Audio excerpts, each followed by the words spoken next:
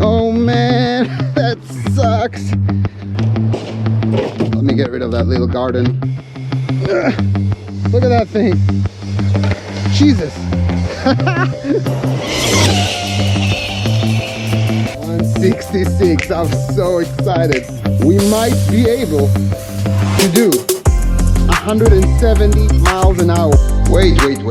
Hold on, rewind. Let me put you guys back on track. So this is currently the world's fastest Arma at 166 miles an hour. Now, I'm trying to hit 170 miles an hour with this little puppy. Because why wouldn't I, really? It's fun. But the problem is aerodynamic. There's a lot of drag. My buddy, Mike Hoffmeister, said, well, I have an idea. GT1, buddy, without the cockpit. What we didn't think about is that this area creates a lot of downforce also, and using the same exact setup with a body that doesn't have that added downforce, well, this happened. So if you remove that cockpit area from the Toyota GT1, buddy, you're losing a lot of drag, but also a lot of downforce, which is a blessing and a curse. So we changed the setup, we put the car back together, we changed things here and there, and this puppy is ready for 170 miles an hour. And guys, we're not going to stop until we hit 170 miles an hour with a 7 scale. Mark my word. By the way, guys, this rear wing have proven itself over and over again. I initially freehanded it, but let me tell you, I had to tweak it here and there between runs, and after about 30-40 runs, I mastered a perfect shape. Something about that exact shape just keeps the car on rails. 140s, 150s, and 160s. I collaborated with a company. Soon enough, these will be available to purchase on the interweb. Now, when it comes to my Limitless, that used to be the world's fastest Limitless at 154 miles an hour. My title was claimed by James McCoy, actually a super cool dude. You guys can check out his channel on YouTube as well. And now the world record stands at 157. In order to reclaim my throne, I've built a completely brand new one using a lot of CRCO carbon fiber parts. I've custom made a shortened version of the 5660. There's a video in my channel about all of that. And now I'm going to try and hit 160 miles an hour this time. It literally looks like I purposely drove it into a ditch. Cue the B-roll.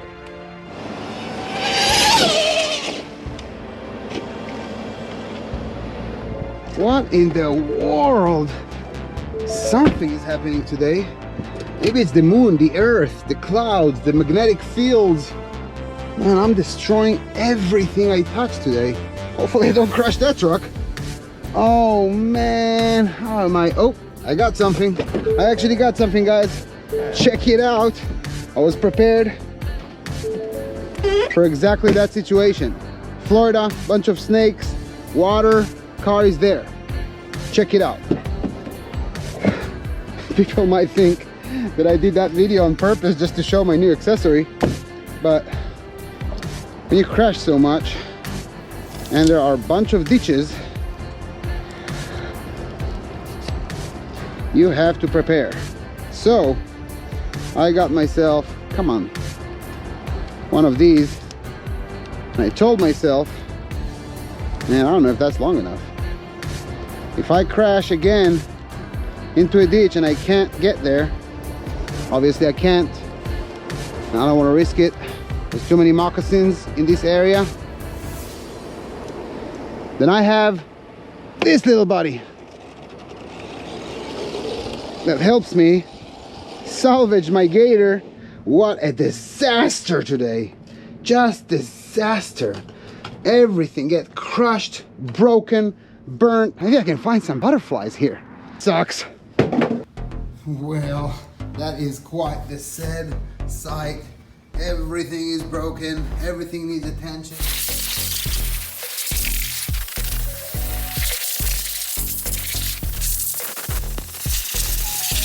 And this is what I use when I'm lazy and I want to wash my car without washing my car. I use something called a Turnitor. It have a little nozzle here that spins really fast and shoots the detergent that you put inside. See that here?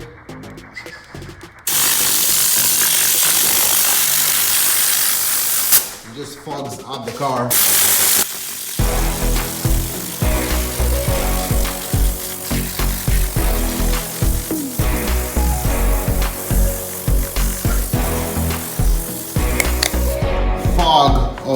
water and a little bit of citrus, and then just go through it with the air pressure and you're done.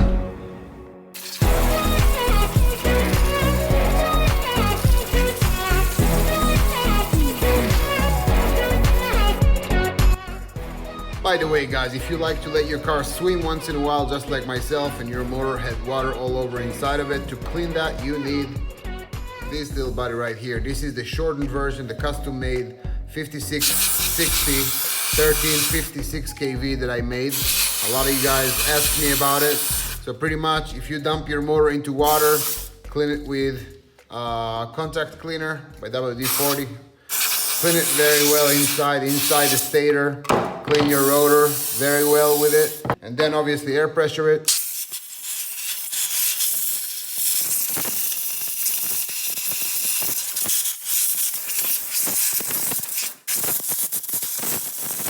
If you want that motor to fit in the front of the Limitless, you need to sand in some occasion some of that back cap, and obviously then I did the deanodization. You guys can check out the video on my channel how I did that. By the way, as you can see here, the 1356 kV, I take off the sticker that gets faded anyway, and I just engrave it on the motor. If you guys have a bunch of motors, I recommend it, because then that obviously never gets off, or come off, gets off. That was sexual. And I sanded the cap here a little bit. So the cap was about twice wide. So I sanded it, polished it, deanodized it, and this is how you make the 5660, which is in my opinion one of the best TP motors ever made, 1356 kV in the front of the Limitless. Obviously you need a 5th scale motor mount, and I suggest you get PPS. And I've put everything back together, and we're gonna get out there again and try again and again and again until we hit 160 miles an hour with an Arma Limitless. Last but not least, the biggest project of them all, guys. The one project I am as rookie as it gets, my Vortex. So I was thinking that I'm smooth. I was cutting my Porsche body here. I was creating a nice, sharp, sleek, shark fin that actually fits the body. This roller I actually got from a good friend of mine, Nicolas Tordella, who actually owns NTF Racing Fans. I said, hey man, I think I'm gonna go into Vortex. And he said, okay, well, I have a roller that I'm not using. You want to give it a shot? I said, sure, why not? So I got the roller and I stripped it completely and rebuild it again. I fitted nice SMC batteries here. I was able to fit an XLX inside, obviously with NTF fans, anti-ripple cap pack, and a Cordova 1440, which many said that might be just a little bit too strong for this car, but I'm gonna still give it a shot. A lot to learn. Guys, I bought every wheel you can imagine to try and master that little thing. I bought every BSR they made for the Vortex, every size, every compound, hot race, exceed, contact foam, every wheel, and I'm going to master this car. So my PB was 66 miles an hour for the longest time. I just didn't really have time to invest in this car, and then I changed it to BSR finally, to the 32, 26, 32 shores, and now the car is a lot better, and I set it up a lot better. And then the second run was 119 miles an hour, then it was 138, and we crashed. By the way, if you want to see that, here it is. There's a car I know nothing about and how to drive, is a Vortex. So this is my Vortex build. I'm going to try and make something out of it.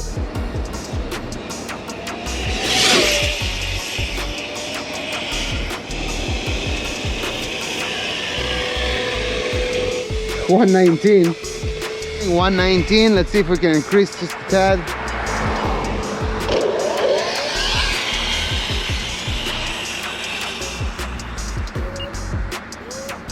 What an interesting car to drive, man, let me tell you. So interesting. There's so much going on here. All right, here we go. Come on, Vortex.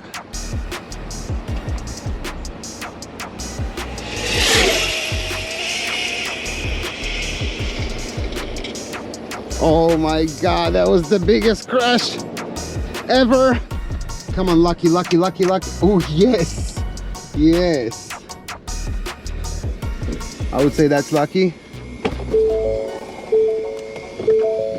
Now, passing that ditch will not be fun, so I'm gonna try and make a jump here. Well, it is what it is. All right. No, look at that thing. Jesus. Oh, okay, I snapped the CVD.